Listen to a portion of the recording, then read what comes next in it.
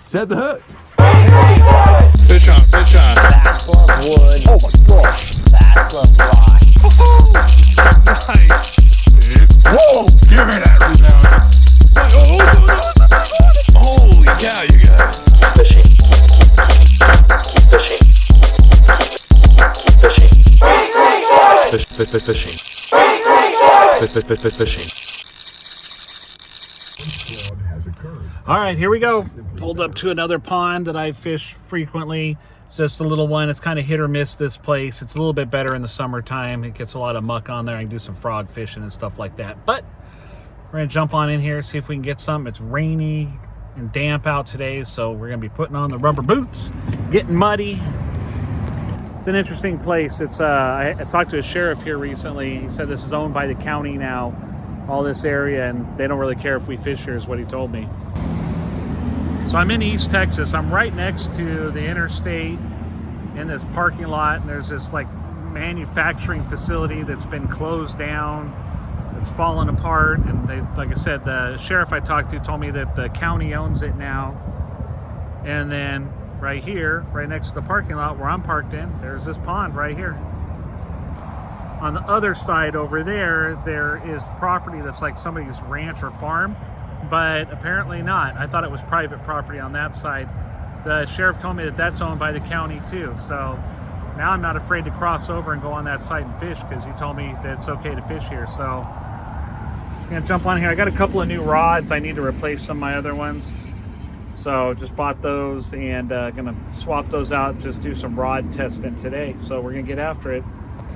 Brought the board, feeling optimistic, even though it's rainy and cold. If I catch something, we'll put it on the board, see how long it is. Just gonna take the two rods out that I got set up that are the brand new ones. So we're gonna take the Falcon, which got a lipless on it, and we're gonna take the Ducket. It's a Ghost 2, which has a craw on it it's a Texas rig setup. So we're just gonna fish those just to see how they feel, all that good stuff. If we catch a fish, that's a bonus. So let's see how this goes. Fish around down here real quick. Work our way down to the other end. So I'll probably start out with the lipless, chuck this around a little bit, see how this Falcon rod feels. And there's that Kistler reel that I just recently purchased. I bought 2 more of these. I have 2 more of these Kistler reels going. They were on clearance when I bought this one, so the price was really, really, really good on their website. So I just took a chance on it, thinking, oh, it'll probably end up being a piece of junk, but it was so inexpensive, I thought I'd give it a holler. So far, it has been amazing. So for that price, I went and bought 2 more. So they're being shipped. So, because you can never have enough bait casters.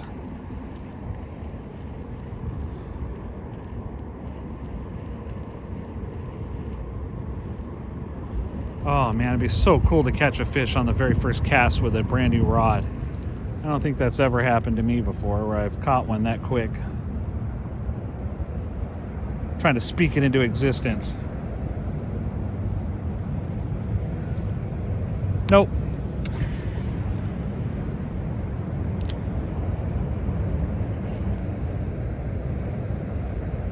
I love the action on it. I love that flex. On a moving rod, man, I love that. Love that flex on it. That means if you give it a yank to set that hook, it's gonna rubber band back and probably sink that hook in pretty good on a fish.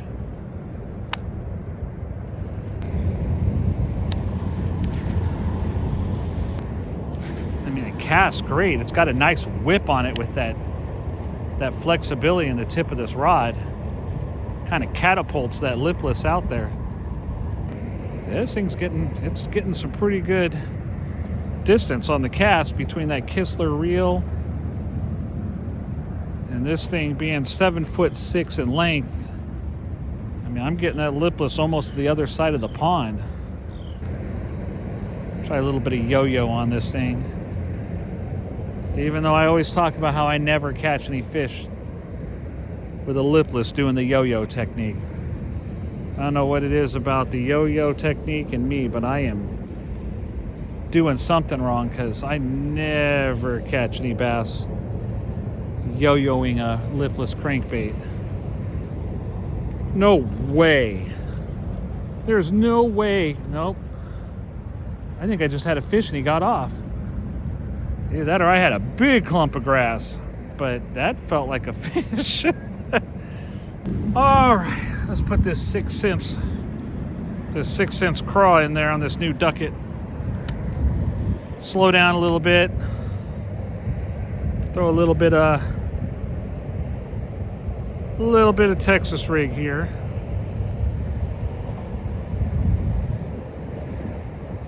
Get that hook buried in there a little bit, and me being me,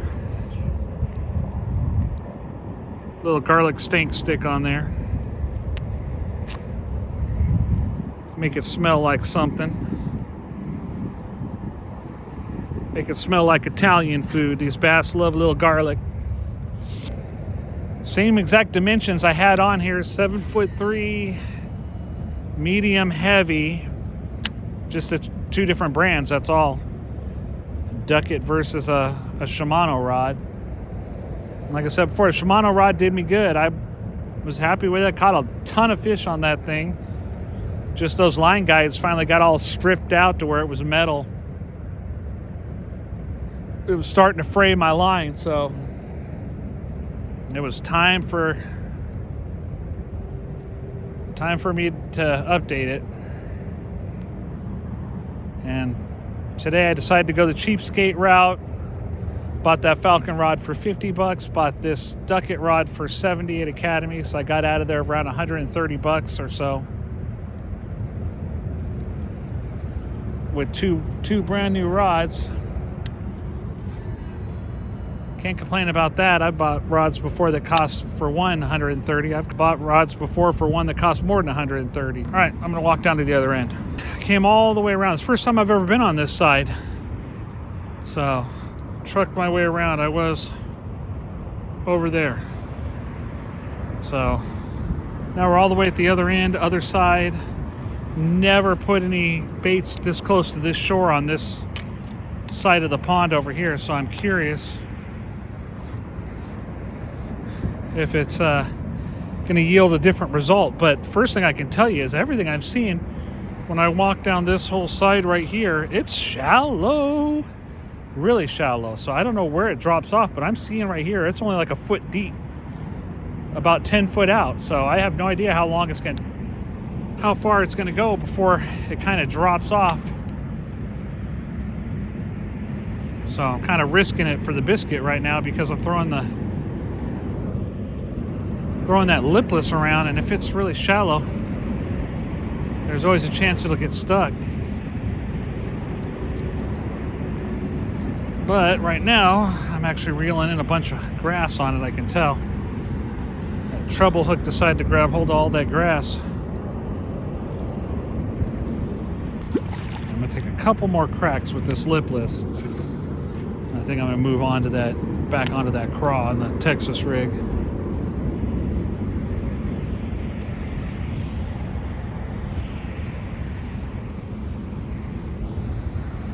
There we go. I was yo-yoing it. I have to take back everything I ever said about the yo-yo.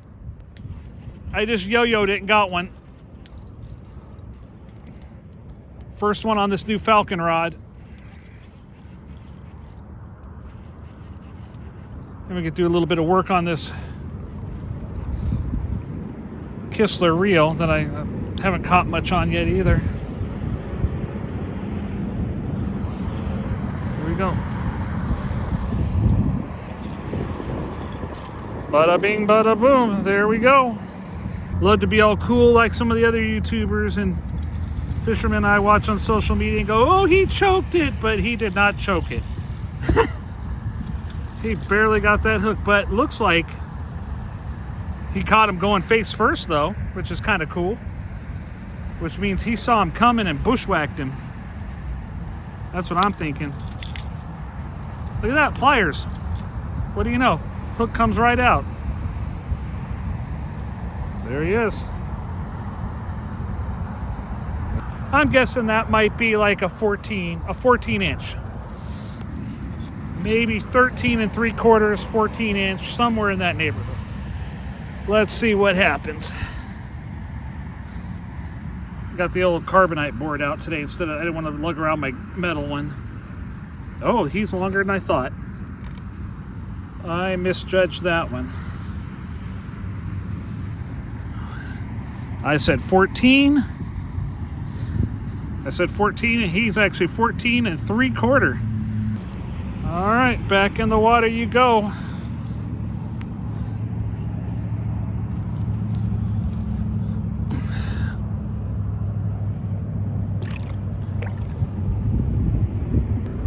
Well, can't talk trash about doing the yo-yo anymore with that liplet. Seems strange to be over here. I feel like I'm on somebody's property, even though I know that the sheriff told me that this is all county property now.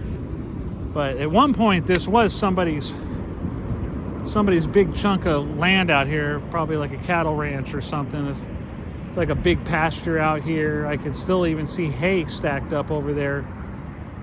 So I don't know if the original owner has retained part of the land and the county owns this or what. But yeah, it does feel weird. I feel like somebody's going to come over here on a side-by-side and shoo me off. But that's what my gut instinct tells me. But in my brain, my logic says, no, this shouldn't be anybody bugging me because this is supposedly county property.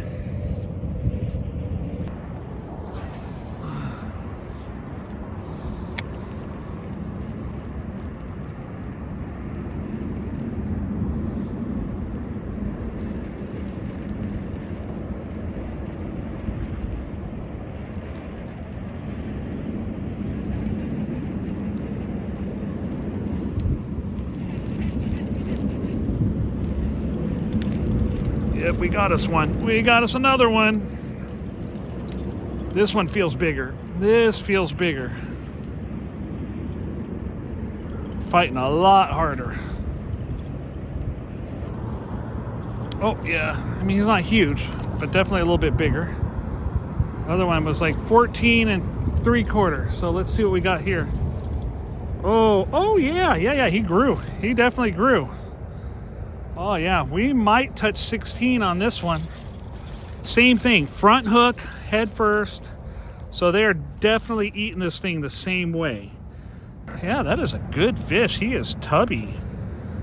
He may not hit 3, but he would be close to 3 pounds, I would imagine. But I was guessing that he's probably going to be about 16 and a half is what I was thinking. Got him on. Oh, he might go 17. Nope. 16 3/4. So 16.75. That is a nice fish right there. All right. There he is. Let's put him back in the water. Same place I released that other fish.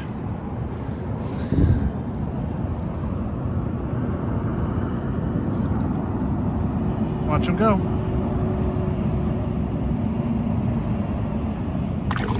Bam!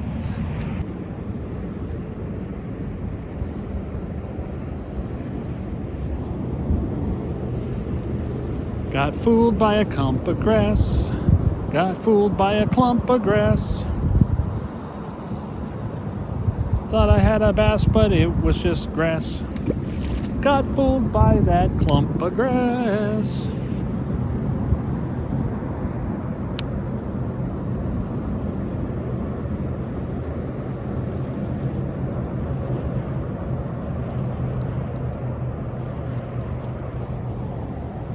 Was that a bass? Yep, that's not grass.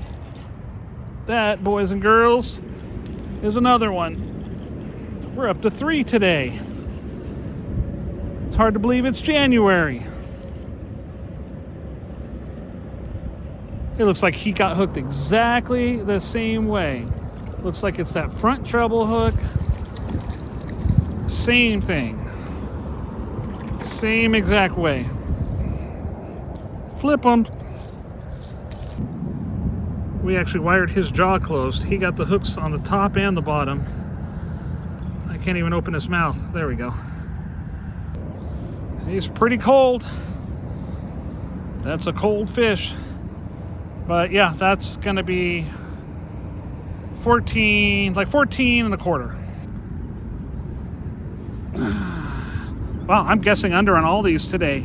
I was in the right neighborhood, but 14 and 3/4. I'm gonna give this one a little toss. And she gone. Yeah, I'm thinking I'm gonna head out, but what I'm gonna do is I'm gonna maybe throw like 2 or 3 more casts with this lipless, just to see if there will be a 4th fish. All right, y'all, thanks for watching. We'll see you next time. God bless. Fish on, fish on. Bass love wood. Oh my gosh. Bass love rock. Nice. Whoa! Give me that rebound. Holy cow, you guys. Fishing. Keep fishing. Keep fishing. Fishing. Fishing.